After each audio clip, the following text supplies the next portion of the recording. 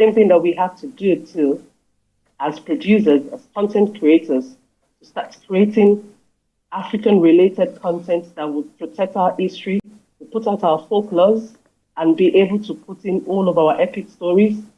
And our own children, the next generation, can connect to the epitome and everything that is African.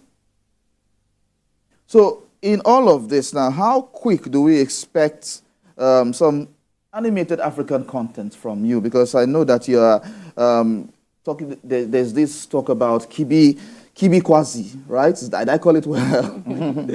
Yes, very much. All right. So how quick do we expect such kind of content from you? Of course, looking at the question my colleague asked about preserving our culture and creating contents that are wholesome for children. We're premiering Kibi Kwasi at the Alliance Francaise on the 16th of May. Mm-hmm. That's how soon it's coming out. Taking us about 4 years to develop that. And what we've developed in between the 4 years period is having to create, like we call them intellectual properties, that's IPs. So it's not just Kibi that will be releasing in the next 12 months, or we're going to release about 4 titles. So Kibi is just the headline slate for the creation that we've developed and we're launching into the world. And on Children's Day, we're doing a massive spread across cinemas nationwide. In Kano, you'll be connected to Kibi Kwasi. In Abuja, in Enugu, in Port Harcourt, in Lagos, in Ibadan, they'll all be connected to Kibi Kwasi. Okay, all right, so we'll go back to just Mr. hold on there. Hold on, we'll just go back to Mr. Ayamele. All right. So, sir, have you ever wanted to be in the animation space? Maybe for me, I've always wanted to be a voice actor for animations because I still watch cartoons. Yes, sue me.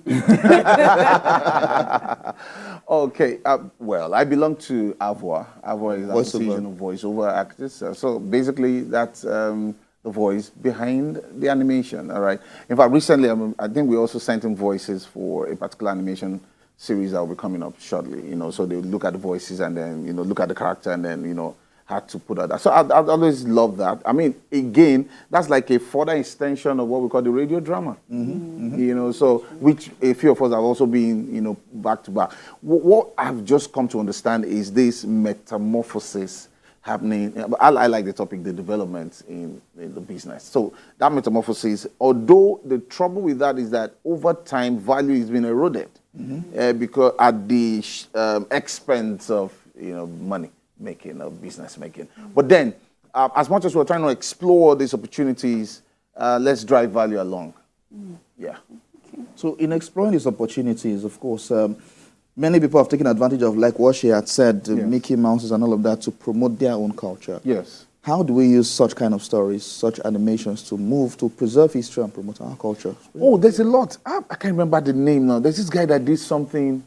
I can't remember the name now. They did something on African story, and he had to use animation for it. I can't remember the name. I didn't remember the name. But interesting, it's just that it takes a lot of technicalities. So sometimes you look at say 1 or 2 animations from Nigeria, and you can tell that, okay, okudie, 1 or 2 lapses, But you see, it's progressive. True. All right, because there's a world for it. Although it may take a little more, if you look at logistics and putting it together, it may take even a lot longer because you have to do, shoot green room, to achieve a whole lot of that. I even think it will cost more, but for the human activities that you're going to have, it will reduce a lot of frictions, it reduce a lot of accidents, people now going by water or going by, it will reduce a lot of that because all of this can be created in a box or in a room, and then you now expand it. And that's why studios have been encouraged, lately. But then my fear is that in the pursuit of that, we're in competition with some very established, routine, who will tell you that this is the pace you have to go. And they've also created certain apps that are already in favor of their own culture. So it means we have to get back and start recreating from our roots. From roots. And so I'm not sure that's going to happen in one day. Okay. Where we now have to say, okay, can we have a cartoon that can look like Uchenna?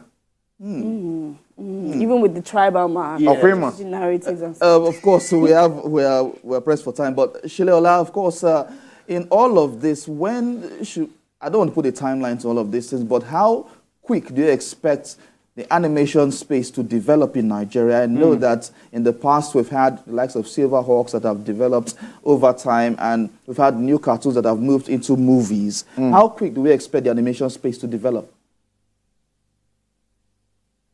I see that, people don't quite realize that there's like a horde of creative geniuses developing animation content in Nigeria. The limitation will be cost of expansion. So animation is extremely expensive. It is. Oh yeah, it's extremely expensive. It's not just about voice recording. The animatics itself, the setting up the storyboard. You have to have over like 60 people working on just one project.